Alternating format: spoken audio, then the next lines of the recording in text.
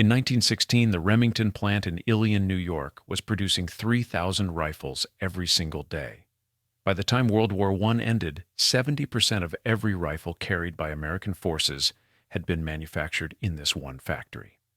Walk through any military cemetery in France, and there's a 7 in 10 chance that the soldier buried there carried a weapon stamped with Remington's name.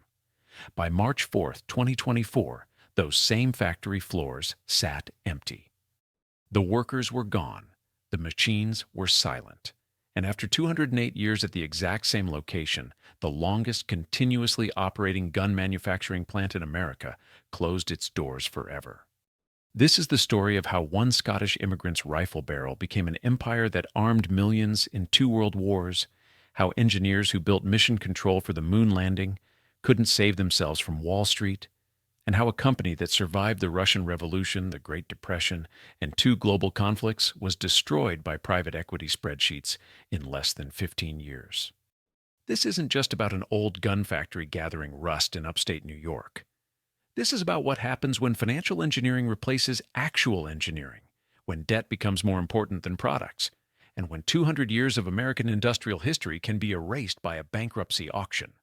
Welcome inside the Remington Arms Plant, where America's industrial might was forged in fire and destroyed by balance sheets. Before we trace this 208-year journey from triumph to tragedy, I'd love to know, where are you watching from?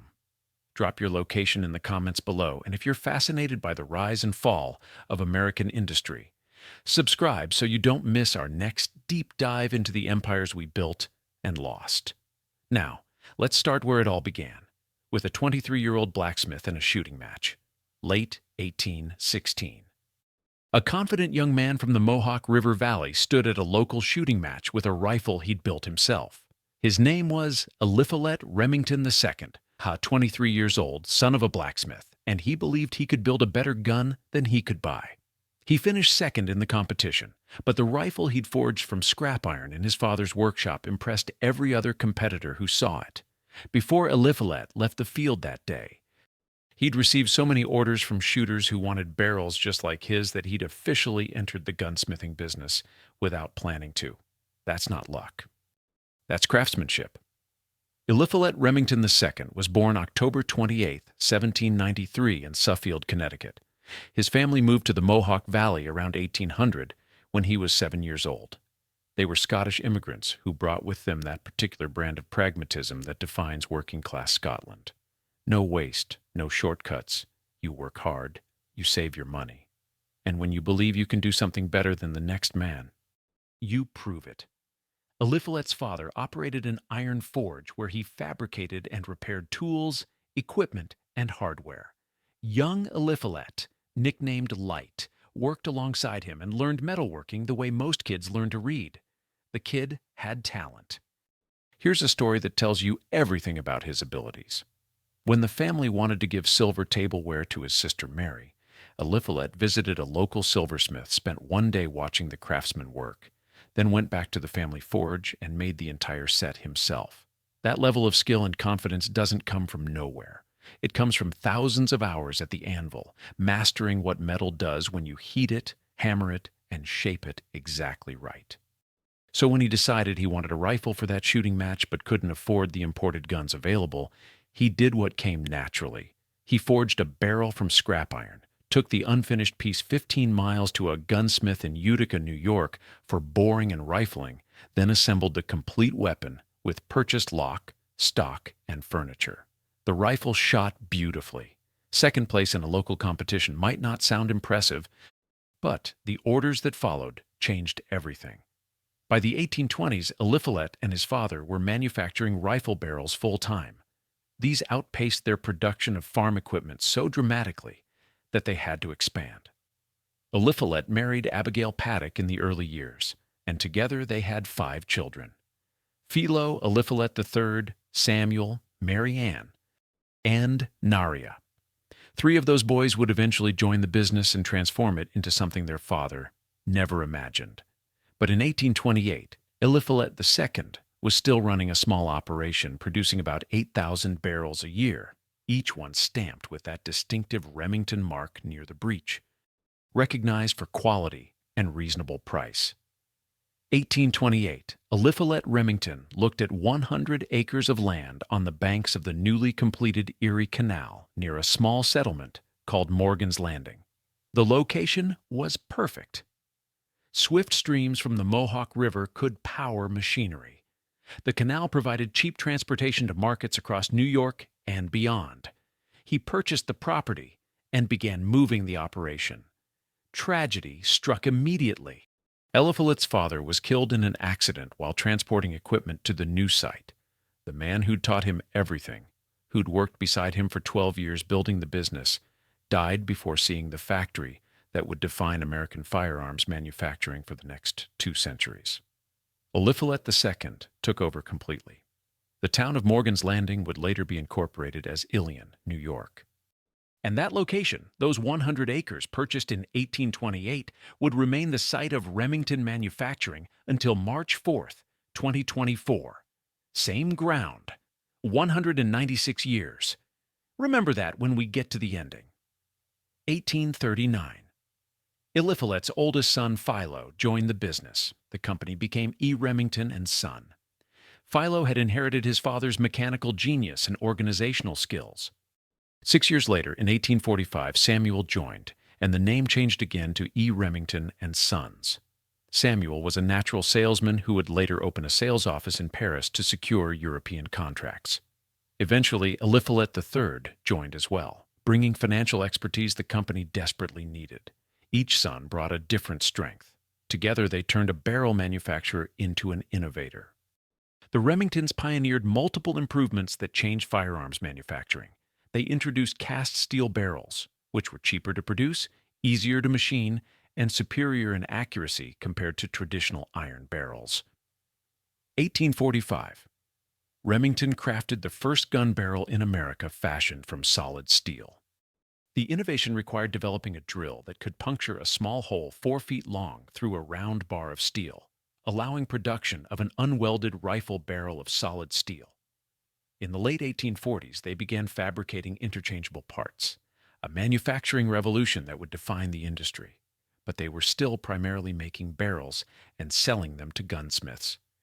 That changed in 1848 when the United States Navy awarded Remington a contract to produce 1,000 Jenks breech-loading percussion carbines. The company purchased gun-making machinery from the Ames Manufacturing Company in Massachusetts and took over the contract. Remington supplied the Navy with its first breech-loading rifle. 2 years later, the United States Army ordered 5,000 Model 1841 Mississippi rifles. These were complete firearms, not just barrels. Remington had become a gunmaker.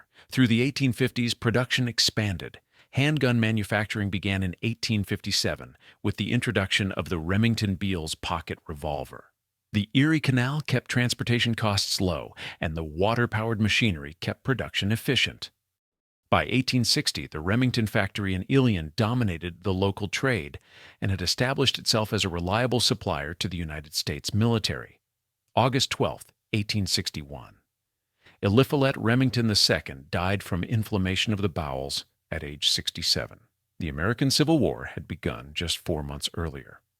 He never saw the massive expansion his sons would oversee, never knew that the small barrel shop he'd started with a single rifle in 1816 would soon be producing 250,000 weapons for the Union Army. Philo took over as president, and the war transformed everything.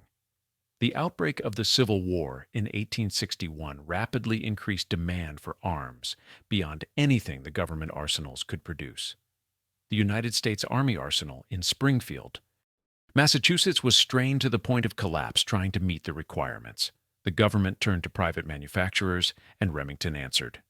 Between 1861 and 1865, Remington produced 250,000 rifles, carbines, and revolvers for Union forces. 250,000. That's 250,000 weapons flowing out of Ilion in 4 years. The famous Zouave percussion rifle, formerly called the Model 1863, became one of Remington's signature products.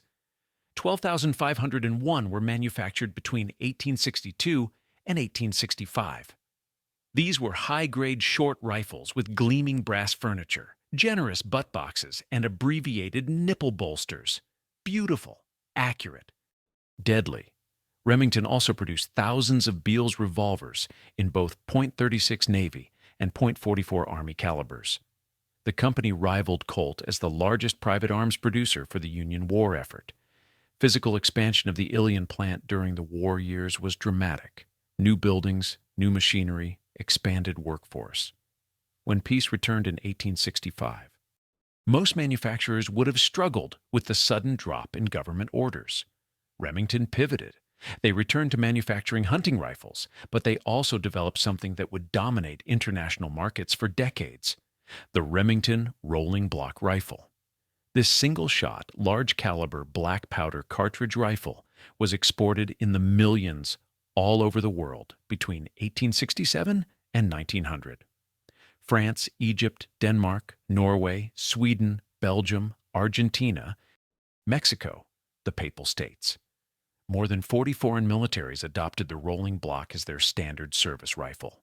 Remington became one of the most successful gun manufacturers in the world arms trade, shipping weapons to every continent except Antarctica.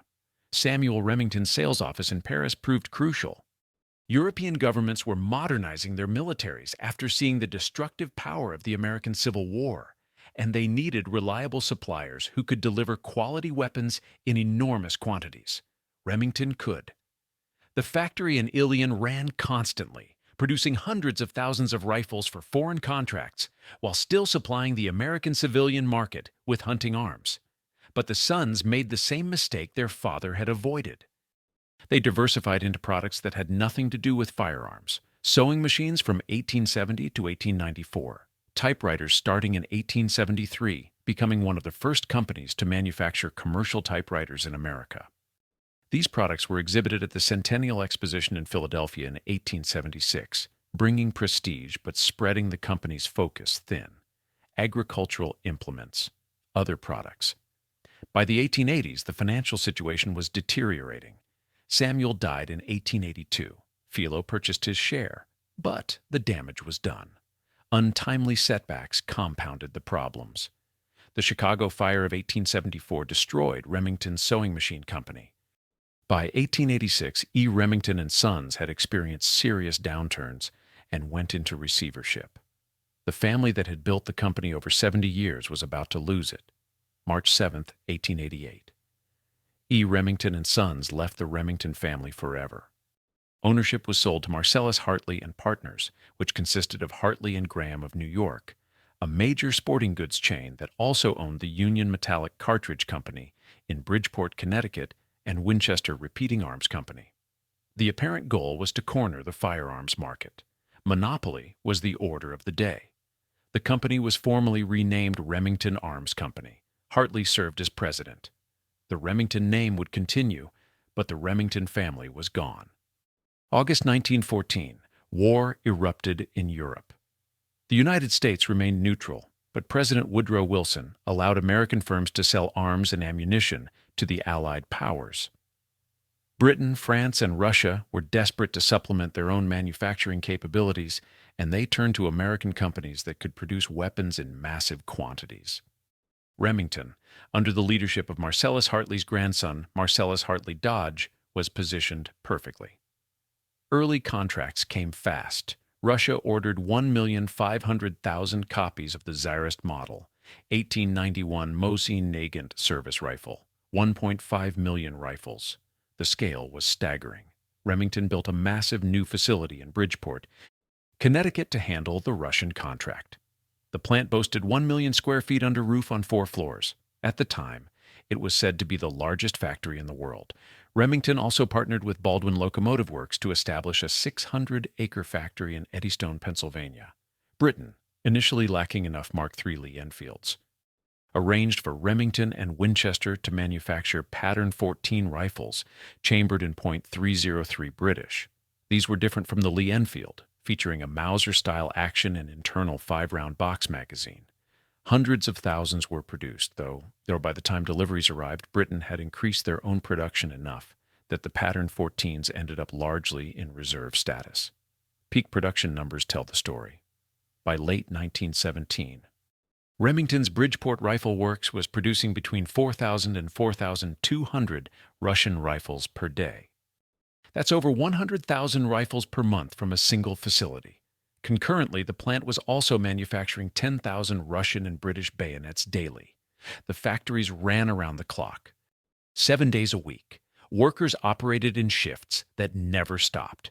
Remington manufactured 852,088 Mosin-Nagant rifles total. 852,000, but Russia had ordered 1.5 million. Then everything collapsed. 1917. The Bolshevik Revolution overthrew the Tsar. The new Soviet government defaulted on the contract. Remington was left with huge stocks of guns and ammunition and no prospects for payment. The financial catastrophe nearly destroyed the company. Salvation came from an unexpected source.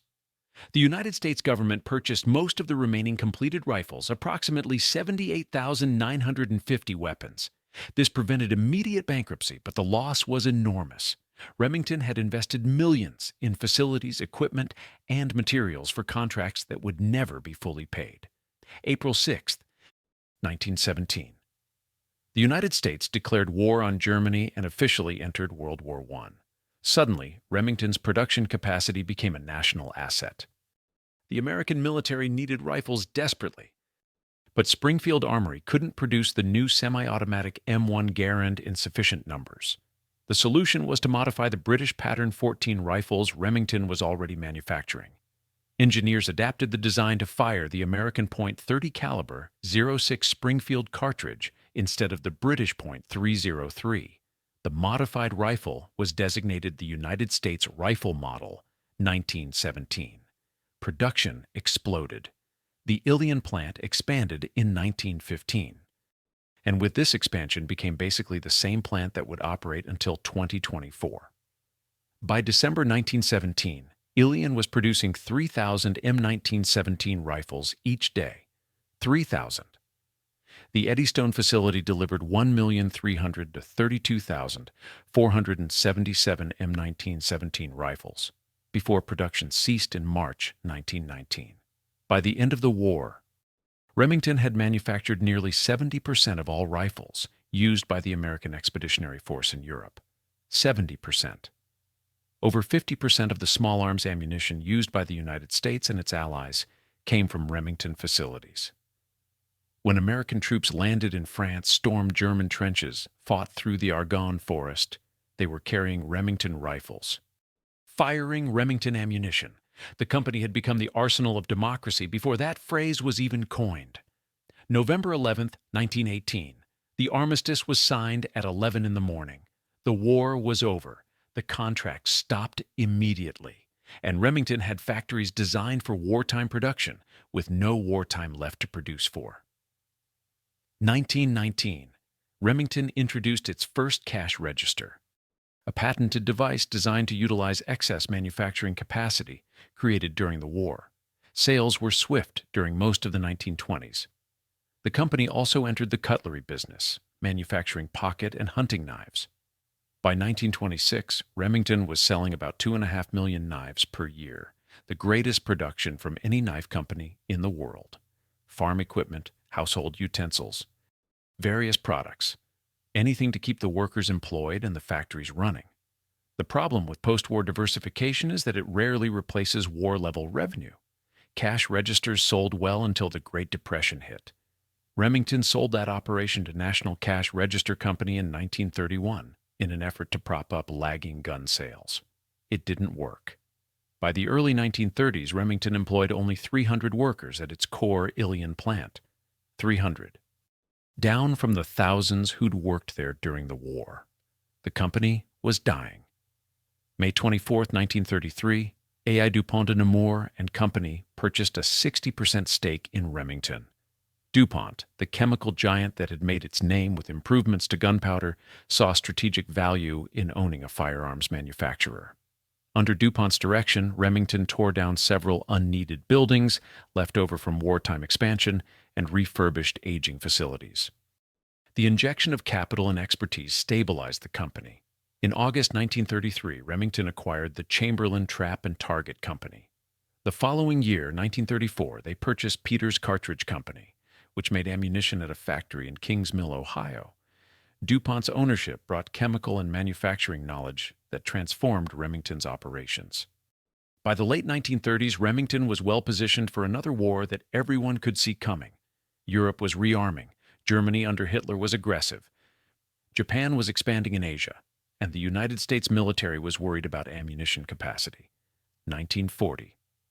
The United States Army asked Remington to collaborate on a plan for national expansion of ammunition production. With the aid of DuPont's resources and expertise, Remington built the Lake City Army Ammunition Plant in Missouri, initially named Lake City Arsenal, then the Denver Ordnance Ammunition Plant. Later, 3 more plants, Lowell Ordnance and others. These facilities belonged to the United States government, but Remington was asked to oversee their operation under fixed-fee contracts. Remington provided design engineering, construction advice, equipment procurement, personnel training, and plant operation. DuPont's rescue in 1933 had saved Remington from extinction. The 60% stake would eventually increase to 70% in 1975, then full ownership in 1980 when DuPont purchased the remaining shares. For 60 years, from 1933 to 1993, Remington would operate under DuPont's ownership. This would be the longest period of stable ownership in the company's history. And it positioned Remington perfectly for the biggest production challenge in American history. September 1941. The United States wasn't at war yet, but everyone knew it was coming. The Army needed rifles desperately, but Springfield Armory was focused on producing the new M1 Garand semi-automatic rifle and couldn't handle the demand. Rock Island Arsenal had ceased production of the bolt-action M1903 Springfield years earlier.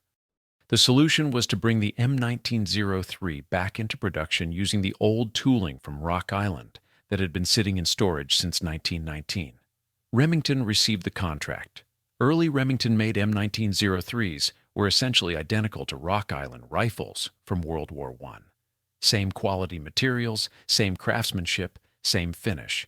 But the tooling was old, nearly worn out from decades of storage and limited use during the previous war. As production ramped up, Remington engineers working with Army Ordnance officials proposed time-cutting changes, substitute stamped metal components for milled or forged parts, modify stock production to save manufacturing time, eliminate some non-essential parts completely. The result was the United States rifle caliber .30 Model 1903 modified. Further simplifications followed. The biggest change was moving the rear sight from the barrel to the receiver and switching from the complex Model 1905 leaf sight to a simple adjustable aperture sight similar to the M1 Garand. This made the rifle easier to manufacture and more familiar to soldiers already trained on the Garand's sighting system. May 21, 1942. The United States rifle caliber .30 model of 1903A3 was officially standardized. The A3 featured extensive use of stamped sheet metal for the trigger guard, magazine floor plate, barrel bands, and other components. The simplifications dramatically reduced production time while maintaining reliability and accuracy.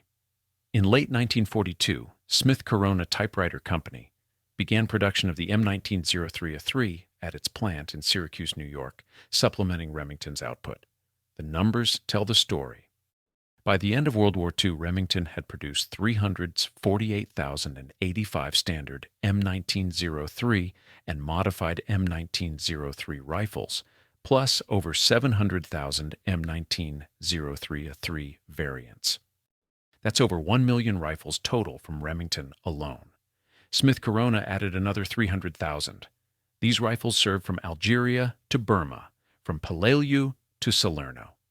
When United States troops landed on the beaches of Normandy on June 6, 1944, soldiers from the 2nd Infantry Division carried M1903 Springfields rather than M1 Garands as they fought their way up the bluffs overlooking Omaha Beach. The M1903A4 became the standard sniper rifle variant. Remington selected receivers that tested closest to design specifications and paired them with carefully selected barrels. The front sight was never installed, though the notch for it remained. A Weaver Model 330 or 330C telescopic sight was mounted. The bolt handle was modified to provide clearance for the scope. These sniper rifles served throughout the Pacific and European theaters. When American troops crossed the Rhine River into Germany, when they liberated concentration camps including Buchenwald near Weimar on April 11, 1945, many were armed with M1903A3 rifles that said Remington on the receiver. Arsenal of Democracy wasn't just a slogan. It was Ilion, New York. It was Bridgeport and Eddystone. It was American manufacturing at maximum capacity, producing the weapons that won the war. 1950, Remington introduced the Model 870 Wingmaster pump-action shotgun. The gun became an instant classic, reliable, affordable, versatile. The Model 870 would become the best-selling pump-action shotgun in world history. By the time the Ilion plant closed in 2024, over 11 million Model 870s had been produced there. 11 million. Farmers used them for hunting. Police departments adopted them for duty use. Competitive shooters loved them. The 870 defined what a pump shotgun should be. 1962, Remington introduced the Model 700 bolt-action rifle. If the 870 was iconic, the 700 was legendary. The rifle featured a strong, reliable action that could be adapted to virtually any caliber. Accuracy was exceptional. Over 6 million Model 700s were produced at Ilion. But the 700's greatest legacy came from its military derivatives. The United States Marine Corps adopted a modified 700 as the M40 sniper rifle. Various versions from the M40 to the M40A5 served Marine Scout snipers from Vietnam through Iraq and Afghanistan. The United States Army adopted the 700 action for the M24 sniper weapon system, which became the Army's standard sniper rifle from 1988 to 2010. Other armed forces worldwide still use M24 variants. The Israeli Defense Forces. Allied nations across the globe. When American snipers needed a rifle they could trust with their lives, they trusted Remington. The Model 1100 semi-automatic shotgun joined the lineup as another massive success. Over 4 million were produced. These three firearms alone, the 870, the 700, and the 1100, represented the peak of Remington's reputation for quality, innovation, and reliability. But Remington's greatest technological achievement had nothing to do with firearms. 1963. NASA contracted Remington's Western Development Labs to design and construct Mission Control in Houston, Texas. Not just the room, the entire integrated system. Computers, displays, communication links, data processing infrastructure. Mission Control had to handle 1,500 different data streams simultaneously. Astronaut heart rates, cabin pressure, fuel levels, trajectory calculations, communications from spacecraft, tracking stations, recovery ships, everything flowing into one room where flight controllers made split-second decisions that determined whether people lived or died. Remington built that system. When Gemini astronauts orbited Earth, Mission Control tracked them. When Apollo 11 descended toward the lunar surface on July 20, 1969, and Neil Armstrong's heart rate spiked to over 150 beats per minute as he piloted the lunar module toward a boulder field. Mission Control monitored every second. When he stepped onto the moon and said, "That's one small step for man, one giant leap for mankind," the room coordinating that moment, the consoles, the computers, the screens, the infrastructure that made human spaceflight possible, all of it was designed and installed by Remington. That's the greatest technological legacy this company ever produced. The tracking stations Remington built for NASA kept operating through Mercury, Gemini, Apollo, Skylab, all the way into the 1990s. Only when NASA deployed the TDRS satellite constellation, tracking and data relay satellites that could monitor spacecraft from orbit, did Remington's ground network finally become obsolete. 1969.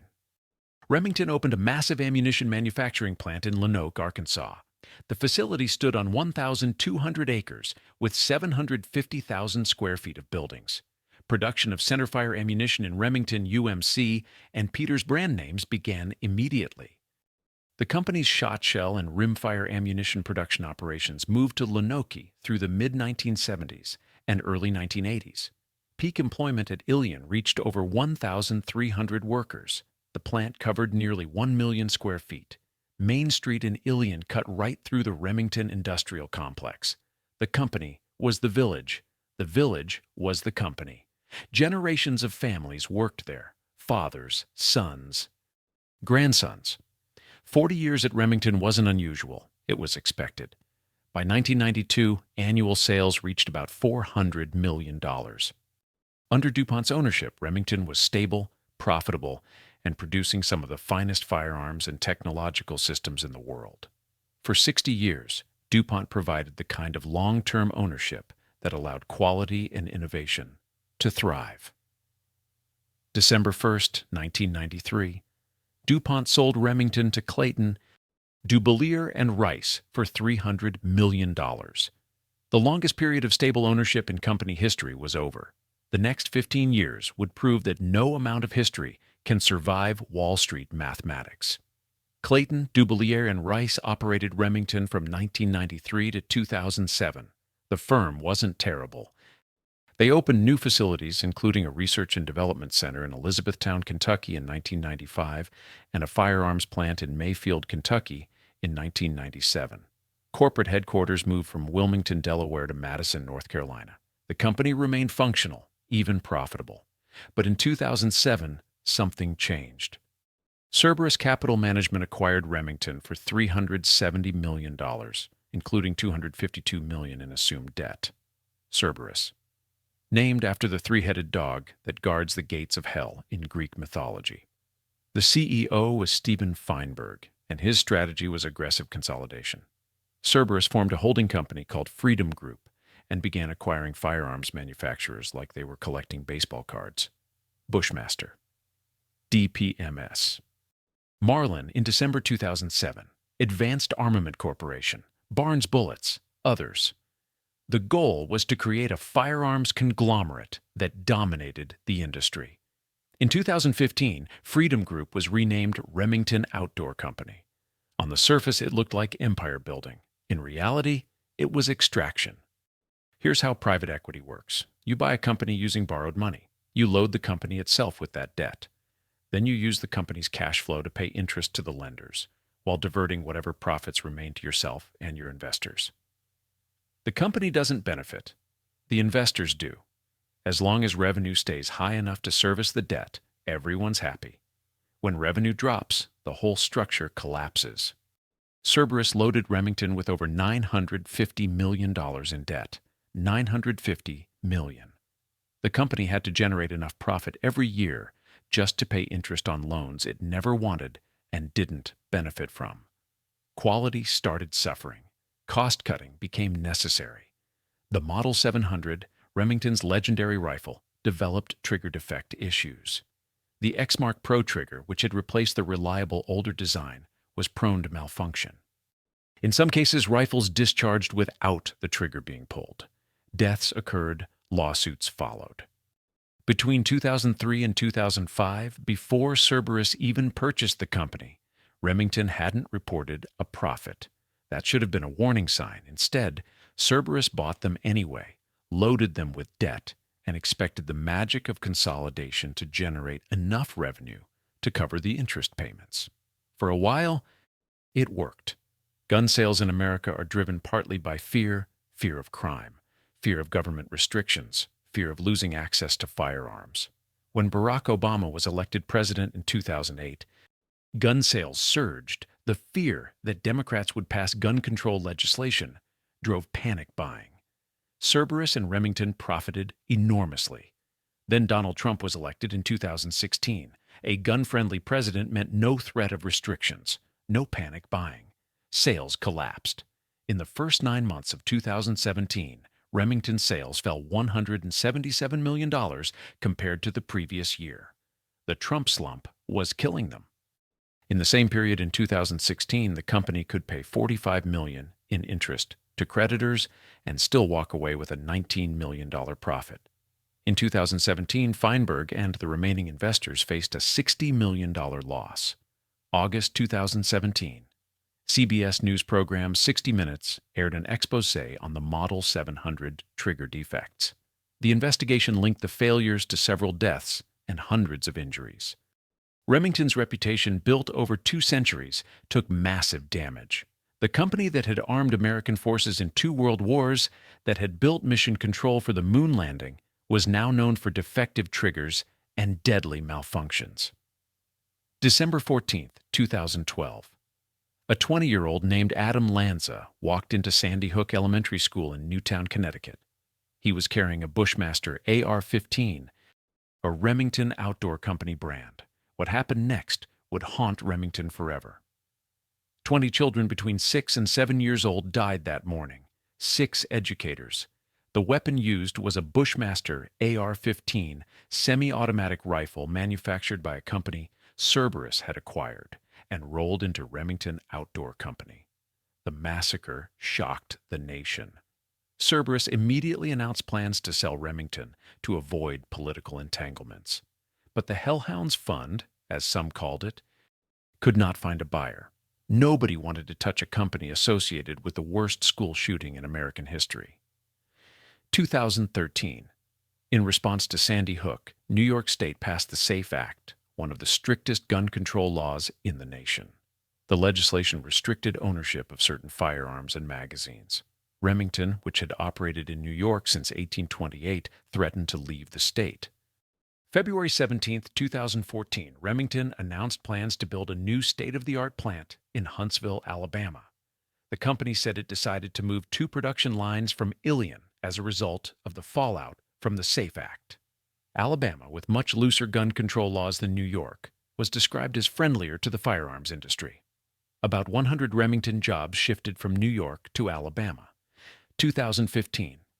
Families of 9 victims and a teacher who survived the Sandy Hook shooting filed a wrongful death lawsuit in Connecticut State Court. The lawsuit was novel. Instead of arguing that Remington manufactured a defective product, which would have been blocked by the Protection of Lawful Commerce and Arms Act, the families argued that Remington had engaged in wrongful marketing. They claimed the company marketed military-style weapons to civilians in ways that promoted their use in mass shootings. Connecticut's Unfair Trade Practices Act, they argued, covered quote _1 Remington fought the lawsuit. Lower courts dismissed it. But March 14, 2019, the Connecticut Supreme Court ruled 4-3 that the wrongful marketing claim could proceed to trial. The ruling was groundbreaking. It created an exception to the federal law that had protected gun manufacturers from most liability lawsuits. The New York Times called it, quote, 2. The Washington Post called it, quote, 3. The United States Supreme Court declined to hear Remington's appeal. Meanwhile, the company was hemorrhaging money. Sales continued falling.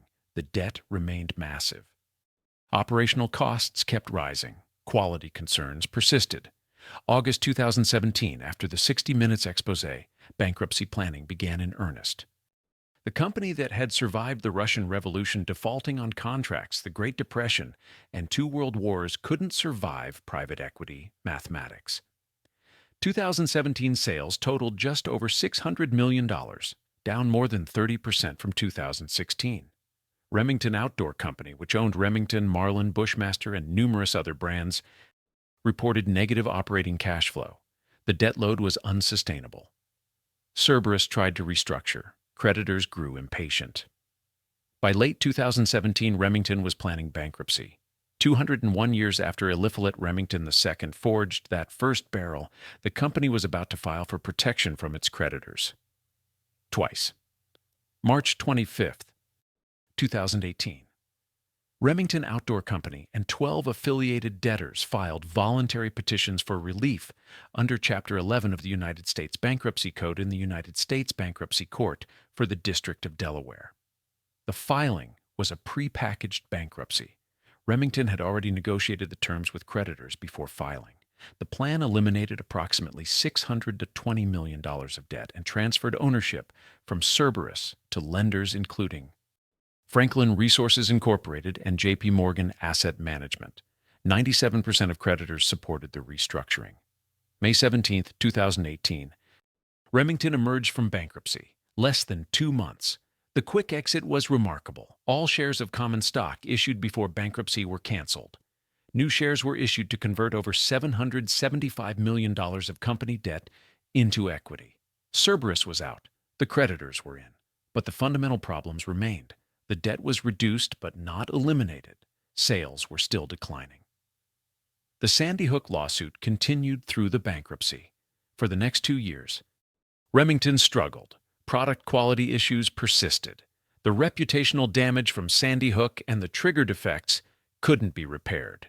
Trump remained president, so panic buying stayed low.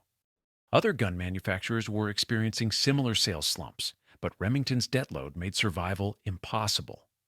July 28, 2020. Remington filed again for Chapter 11 bankruptcy protection, the second filing in 28 months. This time, there would be no emergence as a unified company. The COVID-19 pandemic was raging. Paradoxically, ammunition sales were surging as Americans panic bought during lockdowns. But Remington was too financially unstable to capitalize on the demand. 585 employees were laid off without severance benefits when the bankruptcy was filed. Operations halted. September 2020. Remington's assets were auctioned. Vista Outdoor purchased the Lenoke ammunition business and certain intellectual property for $81,400,000. Vista would operate it as Remington Ammunition. Roundhill Group purchased the non-Marlin firearms business for $13 million. This included the Ilion plant and a Tennessee facility that made handgun barrels. Roundhill would operate as Remarms, LLC. Marlin was sold separately to Ruger. The Remington name would continue, but the unified company founded in 1816 no longer existed. After 204 years, Remington Arms Company was dissolved. What remained were fragments, scattered to different owners with different priorities, different strategies, different goals. The longest continuously operating gun manufacturer in America was gone. February 15, 2022. Remington reached a $73 million settlement with the Sandy Hook families. The settlement was paid by Remington's insurers, not by Remington itself, since the company no longer existed as a functioning entity. 9 families and 1 teacher received compensation. The marketing practices that allegedly contributed to the massacre were never litigated in court. The case settled before trial, but the precedent was established. Gun manufacturers could be sued for how they marketed weapons, not just for defects. V-Spring 2021. Hope returned to Ilion. Remarms, the new company owned by Roundhill Group, announced it was reopening the firearms plant. 230 workers were hired back. Production would focus on the Model 870 shotgun and Model 700 rifle, the core products that had defined Remington for decades. The company said it was committed to restoring pre-Cerberus quality standards. Ilion's mayor and village residents celebrated. The plant had been the heart of the community for 193 years. Its return felt like resurrection. Remarms also announced it was moving corporate headquarters to LaGrange, Georgia. A new factory and research operation would open there, but Ilion would continue, possibly expand. The company seemed to understand the symbolic and practical importance of maintaining production where it all began. Workers returned to factory floors their grandfathers had worked. The machines started up again. Rifles and shotguns rolled off assembly lines. For nearly 3 years, it looked like Remington's story in Ilion might continue. November 30th, 2023. Remarms sent a letter to union leaders. The company had decided to close its entire operation at 14 Hofler Avenue, Ilion, New York. Operations at the Ilion facility would conclude on or about March 4, 2024. 309 employees would be affected. The company stated it did not arrive at this decision lightly. But costs were too high to continue manufacturing firearms in New York. All operations would be consolidated in LaGrange, Georgia. Mayor John Stevens released a statement. Quote 4, the village of 7,600 people faced losing approximately $1 million in annual revenue from utility payments and taxes. The economic impact extended beyond direct employment. Suppliers, contractors, local businesses that served Remington workers, all would suffer. The mayor and village board worked to minimize tax increases, managing to limit them to 2 or 3% instead of the initially projected 30%. But the larger loss was identity. Ilion had been the home of Remington for 208 years. Generations of families had worked there. The factory was the reason the village existed. March 4th, 2024. Operations ceased. The workers left. The machines stopped. 208 years at the same location ended. The plant that had manufactured rifles for the Civil War, millions of weapons for 2 world wars, mission control for the moon landing, and 11 million Model 870 shotguns sat empty.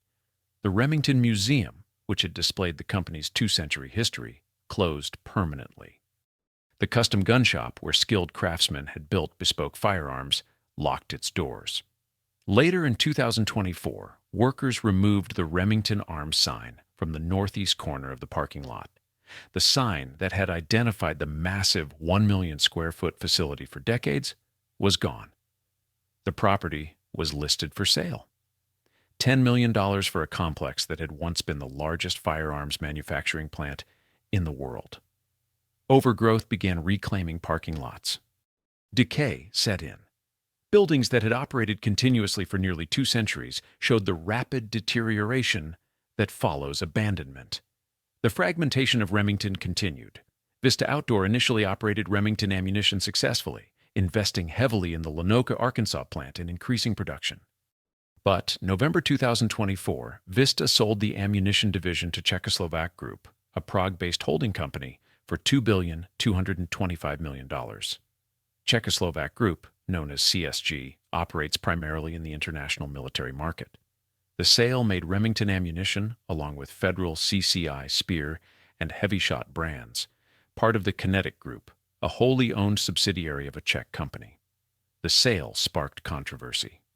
Several conservative lawmakers and law enforcement groups raised concerns to the Committee on Foreign Investment in the United States about a major American ammunition manufacturer being purchased by a foreign company.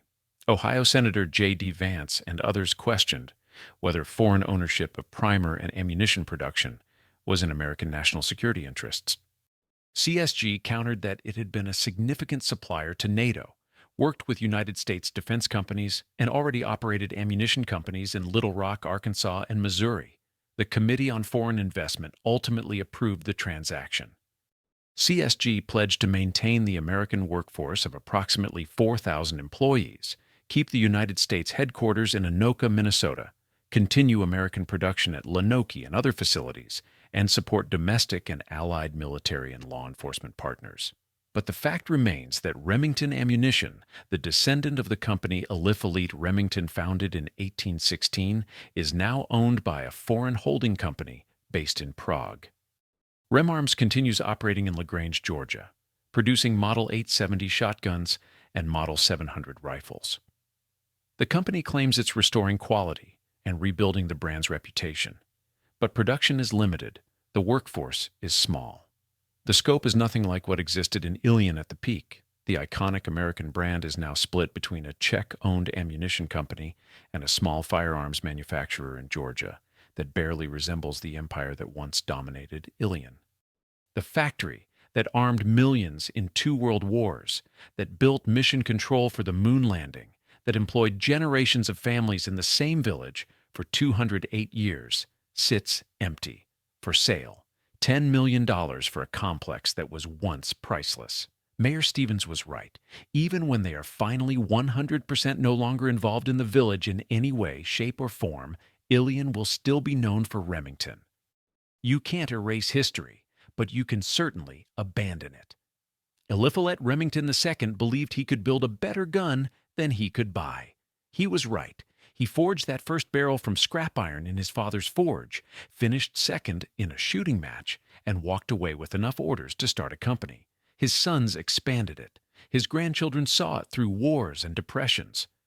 Subsequent owners built it into an empire that produced millions of firearms, armed Allied forces in 2 world wars, manufactured 70% of American rifles in World War I, over 1 million rifles in World War II, and designed mission control for the moon landing.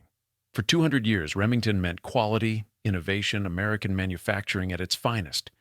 Then private equity discovered it.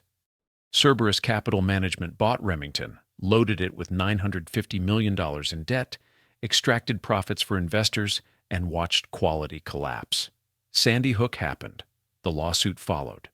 Sales dropped when Donald Trump was elected because gun owners no longer feared restrictions. 2 bankruptcies in 28 months destroyed what 2 centuries had built. The company was auctioned in pieces. The Ilion plant closed in 2024. The ammunition division was sold to a Czech company. What remains is a shadow. The lessons are brutal and clear. You can build empires on quality and innovation, but you can destroy them with spreadsheets and debt. Loading a company with unsustainable debt while extracting profits is not investment, it's extraction. And no amount of historical significance protects a company when the interest payments exceed the profits. No amount of history can survive private equity mathematics when revenue drops and interest payments come due. Remington didn't fail because the products were bad. The Model 870 and Model 700 are still legendary firearms used worldwide. Remington failed because Wall Street decided short-term profits for investors mattered more than long-term sustainability for workers, communities, and legacy. The debt that financed the Cerberus acquisition killed the company. The quality issues that emerged from cost-cutting to service that debt destroyed the reputation. The Trump slump, which no one predicted, eliminated the revenue needed to keep the structure afloat. This is the American manufacturing story in miniature. Immigrant-built. War-proven. Peacetime prosperous. Financially engineered to death. The longest continuously operating gun manufacturer in America stood at the same location for nearly 2 centuries, survived the Russian Revolution, defaulting on massive contracts, the Great Depression, 2 world wars, and countless other challenges. It couldn't survive 15 years of private equity ownership. If you want to see what remains, there's not much to visit. Ilion has an empty factory for sale.